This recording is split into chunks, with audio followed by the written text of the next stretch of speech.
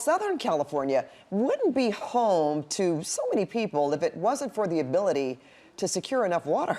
In tonight's Look at This, our Desmond Shaw has the story of one of the region's most important reservoirs. Well, take a look at this huge body of water near Hemet. This is Diamond Valley Lake, and it's one of Southern California's newest and biggest reservoirs. At about 800,000 acre-feet when at full capacity, the Metropolitan Water District of Southern California, or MWD, says it can supply enough water for nearly 2.5 million families for an entire year. The MWD owns and operates the reservoir, and this massive store of water was a long time in the making, and at its groundbreaking, it was actually the largest earthworks project this country had ever seen.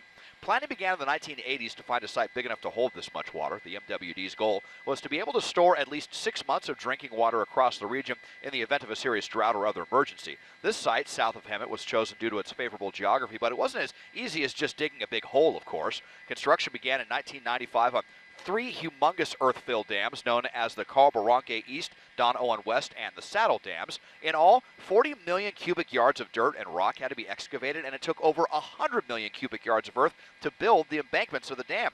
And it all required some of the biggest construction equipment in existence at the time, including 2 rock processing plants whose combined processing surpassed that of any other plant in the entire state. When it was all done in the year 2000, it took 3 years to fill the lake with water from the Colorado River. The lake is more than 4 miles in length, 2 miles wide, and as deep as 260 feet. In all, Diamond Valley Lake cost about $2 billion to create, which kind of sounds like a bargain by today's standards.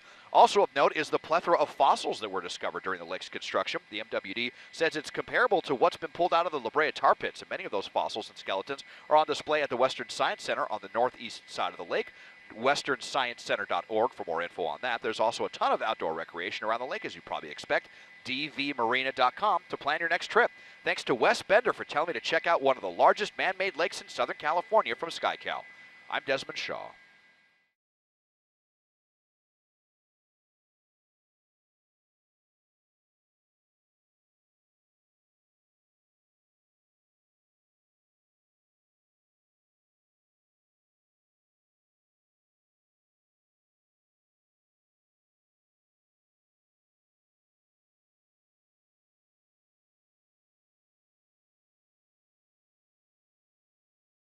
And if you'd like Desmond to take a look at something interesting in your neighborhood, write to us at lookatthis@cbs.com.